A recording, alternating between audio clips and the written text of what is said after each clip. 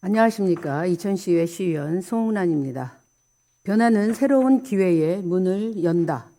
어떠한 어려움과 도전 속에서도 희망의 빛을 찾아 나가는 것은 매우 중요합니다. 그 변화 속에서 우리는 새로운 기회를 찾을 수 있기 때문입니다. 그리고 그 기회가 바로 우리 시민들의 삶을 향상시키고 우리 이천시를 더 나은 방향으로 이끌어갈 수 있는 열쇠가 되기 때문입니다. 따라서 변화는 더 이상 두려움이 아니라 희망의 시작입니다. 변화를 두려워하지 않고 혁신을 통해 새로운 가능성을 발견하고 시민들의 기대에 부응할 수 있는 기회의 문을 열어가는 정의롭고 따뜻한 시의원이 되겠습니다. 오늘 시정 질문이 변화를 이끄는 힘이 되고 희망의 빛이 되기를 간절히 소망합니다. 먼저 도시재생사업 사후 관리 필요성에 대한 질문입니다. 이천시 창전동에 위치한 먹자골목은 2020년도 국토교통부가 주관하는 도시재생 예비사업 공모에 선정되어 2021년도에 사업을 완료하였습니다. 이전에는 불법 주정차 차량과 쓰레기 등으로 어두운 뒷골목의 이미지를 가지고 있었지만 도시재생 사업으로 간판, 조명, 도로 등의 경관이 개선되어 가족 단위 방문객들이 즐겨 찾는 이천의 새로운 명소가 되었습니다. 그리고 지난 2022년에 국토교통부, 행정안전부, 경찰청이 합동 개최한 안심도로 공모전에서 안심도로 분야 최우수상을 수상하여 이천시의 구도심 재생 사업의 방향성을 제시한 사업입니다. 하지만 2024년도 현재 먹자골목은 차 없는 거리를 기본 테마로 설정했음에도 불구하고 차량 통제는 이루어지지 않고 있으며 인도에는 방문객들의 통행을 방해하는 상가들의 입간판과 불법 주장차가 만연한 상황입니다. 많은 민원으로 먹자골목의 사후관리를 위해 여러 방면으로 알아봤지만 먹자골목이라는 하나의 장소에 여러 부서가 업무를 분담하고 있어 효율적인 사후관리가 이루어지지 않고 있습니다. 또한 도시재생 사업을 전담한 팀은 있지만 사업 완료 후 전담하여 관리하는 부서는 없고 도시재생지원센터는 있지만 사후관리에 대한 근거가 명확하지 않고 관리도 전무한 상황입니다. 향후 광고동, 창전동 등의 이천시 구도심에 대한 도시재생 사업이 증가할 것이 예상되므로 체계적인 사후 관리가 매우 시급합니다. 도시재생 사업 후에 먹자골목의 사례처럼 사후 관리가 이루어지지 않는다면 예산 낭비는 물론 경제적, 사회적, 문화적으로 빠르게 쇠퇴하여 지속 가능한 발전에 심각한 저해가 될 것입니다. 따라서 도시재생사업 완료 지역에 대한 사후관리 계획을 수립하여 지속적이며 체계적인 관리를 위해 이천시 도시재생사업 사후관리 지원 조례를 발의할 예정이며 이를 근거로 철저한 사후관리를 위해 전담 부서 설치와 도시재생지원센터의 역할 강화가 필요합니다. 이에 대한 시장님의 생각을 말씀해 주시기 바랍니다. 다음은 무촌리 근린공원 조성사업 재검토 필요성에 대한 질문입니다. 1999년 10월 지자체가 사유지를 도시계획시설로 지정하고 장기간 집행하지 않으면 토지 소유주의 재산권을 침해하는 것이라며 도시계획법 조항에 대해 헌법 불합치 결정 이후에 2000년 국토의 계획 및 이용에 관한 법률에 반영되어 현재 장기 미집행 도시공원에 대해 지정 후 20년간 공원 조성을 하지 않으면 효력이 자동으로 사라지는 도시공원 일몰 제도가 시행되고 있습니다. 이천시 부바로 무촌리 산 61번지 1호는 2003년도 도시계획시설 사업에 따라 공원으로 지정되었고 일몰 직전 지난해 2023년에 실시계획 인가를 통한 토지보상 단계에 있습니다. 하지만 다음과 같은 두 가지 측면에서 무촌 근린공원 조성에 대한 의문을 제기합니다. 첫째, 재정적 측면입니다. 지금까지 집행하지 못한 이유는 예산 확보였습니다. 하지만 400억 원에 이르는 예산은 현재도 미확보 상태이며 앞으로도 확실한 보장이 없습니다. 또한 20년 동안 해당 부지의 지가는 크게 상승했습니다. 이는 이 사업의 현실적인 실행 가능성에 대한 의문입니다. 둘째, 해당 지역 주변은 인가도 적으며 도보로 접근하기가 어려운 위치입니다. 또한 근방에는 이미 복하천 수변공원이 조성되어 있고 효양 근린공원 또한 조성 예정이라 근린공원의 본래 목적과 기능에 대한 의문이 듭니다. 특히 25년 동안 공익을 위해 양해하였던 토지 소유주의 재산권 침해에 대한 아무런 보상도 할 수 없는 현실에서 부득이 사업을 강행하다가 또다시 사업이 무효화될 경우 토지 소유자에 대한 2차 피해는 매우 심각합니다. 따라서 무청 근린공원 건립 계획을 재검토하여 개인의 사유재산권을 보호하고 실효성 있는 사업과 재정의 효율성을 확보하여야 합니다. 이에 대한 시장님의 의견을 말씀해 주시기 바랍니다. 이어서 경계선 지능인 평생교육지원센터 필요성에 대한 질문입니다. 국회 입법조사처에 따르면 경계선 지능인은 지능지수 71에서 84에 해당하고 인지, 정서, 사회 등 적응 능력이 낮은 사람을 말하며 전국적으로 약 700만 명으로 추정한다고 합니다. 이처럼 경계선 지능인은 장애와 비장애의 경계에 있어 제도적 지원을 받지 못하고 복지 사각지대에 놓여 있습니다. 특히 경계선 지능인은 어린 시절 조기에 발견하여 특성에 맞는 치료를 제공하면 적응 및 인지 능력 향상을 도모할 수 있지만 조기 개입이 부재할 경우 학령기에 교우관계 및 학업에서 어려움을 겪게 되고 이는 성인이 되어서도 정상적인 사회활동을 어렵게 만드는 부정적인 결과를 초래할 수 있습니다. 이러한 문제의식을 바탕으로 이천시 경계선 지능인들이 어려움을 함께 이겨내고 조금 느리더라도 천천히 나아갈 수 있도록 평생교육 프로그램 지원을 주요 내용으로 하는 이천시 경계선 지능인 평생교육 지원 조례를 대표 발의하였으며 이를 담당하는 경계선 지능인 평생교육지원센터의 건립이 매우 시급합니다. 경계선 지능인 평생교육지원센터는 특수한 요구에 맞는 교육적 접근을 통해 보다 나은 삶을 영위할 수 있도록 돕는 중요한 지원 체계로 사회적 통합과 개인의 발전을 위해 반드시 필요합니다. 이 센터는 그들에게 기회를 제공하고 그들이 이천 시민의 일원으로서 자부심을 느끼며 살아갈 수 있도록 하는 소중한 토대가 될 것입니다. 경계선 지능인 평생교육지원센터 건립에 대한 시장님의 의견을 말씀해 주시기 바랍니다. 다음은 영유아 발달 정밀 검사 및 치료 지원 확대에 대한 질문입니다. 영유아 건강검진은 생후 14개월부터 71개월까지의 영유아를 대상으로 7개 분야에서 시기별로 총 8회에 걸쳐 질병을 진단하고 관리하는 제도입니다. 이 중 발달 검사 결과 심화평가 권고 판정을 받은 경우 발달 정밀 검사를 통해 보다 정확한 발달 상태를 진단받을 수 있으며 검사 진단서 및 진료비 영수증을 이천시 보건소에 제출하면 검사비에 대한 지원금을 받을 수 있습니다. 하지만 검사 결과에 따라 치료가 필요한 경우 조기 치료가 효과적이며 발달 치료는 특성상 장기간 소요되며 상당한 경제적 비용이 발생하므로 치료비 지원 또한 절실한 상황입니다. 또한 영유아기는 일생 중 가장 빠른 성장과 발달을 보이는 결정적 시기이므로 조기에 문제를 파악하여 진단, 치료, 교정하는 것이 매우 중요합니다.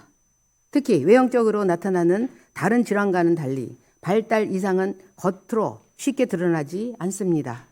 그중에 경계선 지능 및 ADHD 등은 조기에 발견하여 약물 치료 및 적절한 인지 능력 향상 교육을 시행하면 결과가 상당히 좋은 것으로 알려져 있습니다. 따라서 이천시가 발달 정밀 검사 지원 사업을 모든 영유아를 대상으로 의무화하고 실제로 발달에 문제가 있는 영유아의 치료비까지 차별 없이 모두 지원하는 정책이 시급히 필요합니다. 이에 대한 시장님의 생각을 말씀해 주시기 바랍니다. 이어서 민간위탁 성과평가 방식 개선에 대한 질문입니다. 민간위탁은 전문성, 효율성, 재정적 부담 경감, 서비스의 다양화 등을 통해 공공서비스의 질을 높이고 더 나은 성과를 도출할 수 있기 때문에 많은 기초단체에서 상당 부분 민간 위탁을 통해 공공의 수요에 대처하고 있습니다. 그런데 민간 위탁은 수탁기관에서 권한을 가지고 운영하기 때문에 위탁기간이 끝난 후 수탁기관에 관한 성과평가는 매우 중요합니다. 2000시 사무의 민간위탁조례 제30조에 따르면 위탁사무에 대하여 위탁기간의 만료 90일 전까지 수탁기관에 대한 성과평가를 실시하고 그 결과를 공개하여야 합니다. 하지만 2000시에 제출된 성과평가서의 평가지표가 적절하지 않습니다. 지난 제249회 임시에 상정된 다함께 돌봄센터 민간위탁 동의안의 운영 성과표를 보면 사업계획, 사업관리, 사업성과 평가지표가 있으며 또다시 7가지의 세부 항목으로 나누게 됩니다. 예산 운영의 적절성, 품질 관리, 개인정보 보호 등 기준을 명확히 알 수 없는 정성적 지표만이 열거되어 있습니다. 또한 2023년부터 현재까지 총 36개의 민간위탁 성과평가가 있었지만 불과 9건만 홈페이지에 게시되어 있습니다. 민간 위탁은 계획 수립, 실행, 성과평가 및 모니터링의 단계를 거치는데 이중 성과평가 및 모니터링은 수탁기관이 추진한 사무에 대한 적절한 모니터링이 제대로 이루어졌는지 검토하고 위탁사무 개선에 활용됩니다. 따라서 공공서비스의 품질을 높이고 민간 위탁의 효과성을 분석하는 적절하고 객관적인 성과평가 관리는 매우 중요합니다. 객관적이고 정확한 성과평가를 위해 성과평가자를 단순히 담당자, 팀장, 과장에만 한정하지 않고 외부 전문가 또는 외부 전문기관에 의뢰하고 전문 영역을 통해 위탁 유형별 적절한 정량적 지표들을 적절히 혼합한 지표를 개발 적용하고 철저하게 성과평가 게시를 관리하여 시민의 알 권리를 충족시켜야 합니다. 이해 시장님의 생각은 어떠신지 말씀해 주시기 바랍니다. 업무 일몰제 활성화 방안에 대한 질문은 서면으로 대신하겠습니다. 다음은 인성 함양을 위한 교육 필요성에 대한 질문입니다. 급격한 산업화 과정에서 이루어낸 눈부신 경제성장의 이면이 가려져서 도덕적 해이와 물질 만능주의 등 사회 전반적인 병폐가 늘어나고 있습니다. 특히 이혼율의 증가나 가족 해체, 가정폭력 등의 심각한 가정 문제와 학교에서의 집단 따돌림 및 학교폭력 등의 많은 사회적 문제가 발생하고 있습니다.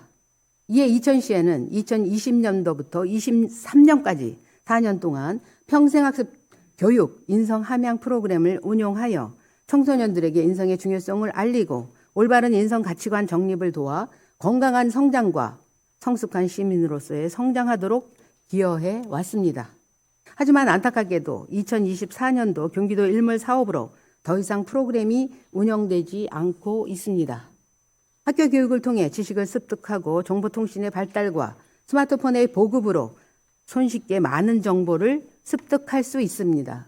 하지만 인성교육은 그 어디에서도 배우기 어려우며 그 중요성에 대한 강조 또한 부족한 실정입니다. 따라서 인성 중심의 인성교육을 별도로 실시하여 학생들의 인성과 시민의식 함양을 위한 인성교육 프로그램을 지속하여 평생교육으로 확장시켜 나아가야 할 것입니다. 이에 경기도 일몰 사업으로 사라진 인성 함양 프로그램을 이천시 자체적으로 운영하는 것과 이천 시민의 인성 함양을 위한 시장님의 방안에 대한 시장님의 생각을 말씀해 주시기 바랍니다. 미래 세대를 위한 영유아 어린이 문화 콘텐츠 확대 필요성에 대한 질문은 서면으로 대신하겠습니다. 다음은 이천시 관내 동물보호센터 설립 관련 질문입니다. 100세 시대와 미혼 인구의 증가, 1인 가구가 급증하고 생활 수준이 높아짐에 따라 반려동물 수도 증가하여 반려인구의 1천만 시대를 맞이하였습니다. 이천시 반려인구는 약 1만 1천 명으로 앞으로도 계속 증가할 것으로 예상되며 이러한 추세에 따라 관련 산업과 서비스도 지속적으로 발전해 나가고 있습니다. 반면 반려인구의 증가와 함께 유기동물 또한 비례하여 증가하는 측면도 존재합니다. 매년 반려동물의 유기 사례가 증가하여 심각한 사회적 이슈가 되고 있습니다. 이에 따라 이천시에서는 유기된 동물들을 안전하게 보호하기 위해 동물보호법 제35조에 따라 동물보호센터를 운영 중입니다. 그런데 이천시는 동물보호센터를 관내 여주시에 위치한 위더스 동물센터의 위탁 운영을 하고 있습니다. 하지만 동물복지 수준과 사회적 참여 등 효율적인 관리를 위해 동물보호센터는 접근성이 좋은 관내에 설치해야 합니다. 따라서 동물들이 신속하게 치료와 보호를 받을 수 있고 시민들이 자주 방문하여 입양, 자원봉사 등에 참여할 수 있으며 전문 인력에 의해 체계적인 관리가 이루어지고 법적 규제와 사회적 책임을 철저히 준수할 수 있도록 동물보호센터를 현재 조성 중인 반려동물 테마파크에 설치하여 직영하는 것을 제안합니다. 반려동물 테마파크는 반려동물과 공존은 물론 동물복지 실현과 도시농촌 간 상생 발전을 위해 약 200억 원의 예산을 투입하여 율면 월퍼리에 22,000평 규모로 조성하고 있습니다. 동물 보호와 복지, 운영 효율성, 지역 사회와의 연계, 체계적인 구축과 관리로 동물복지 향상과 사회적 책임을 다하기 위해 반려동물 테마파크의 직영 동물보호센터를 건립하여야 합니다. 이에 대한 시장님의 생각을 말씀해 주시기 바랍니다. 2010 6자 산업 활성화 방안에 대한 질문은 서면으로 대신하겠습니다. 끝으로 본 예산 제로베이스 편성 방식 도입 필요성에 대한 질문입니다. 이번 제250회 제2차 이천시의회 정례회에서 내년 이천시 살림살이 계획을 세운 2025년도 본 예산을 심의하였습니다. 현재 이천시 예산 편성 기준은 전년도 예산을 기준으로 하여 일정 비율만큼 증액하거나 감액하고 추가로 신설하는 예산 편성 방식을 유지하고 있습니다. 하지만 앞으로는 예산 편성과 지출의 효율성을 제고하기 위해 특정 예산 부분에 대한 제로베이스 예산 편성 체계로 전환이 필요합니다. 연기준 예산에서 확정된 제로베이스 예산 편성이란 전년도 예산을 편성하는 점정주의 예산을 완전히 탈피하여 모든 예산을 제로베이스 원점에서 총체적으로 분석 평가하고 우선순위를 결정한 뒤 이에 따라 예산을 편성하는 방식을 말합니다. 다시 말해 기존에 심의하여 편성한 예산이라도 성과가 낮거나 중복된다면 폐지하거나 축소시키고 대신 신규 사업이 타당성이 있고 시민들에게 더 큰 편의를 제공할 수 있다면 예산에 반영하는 것입니다.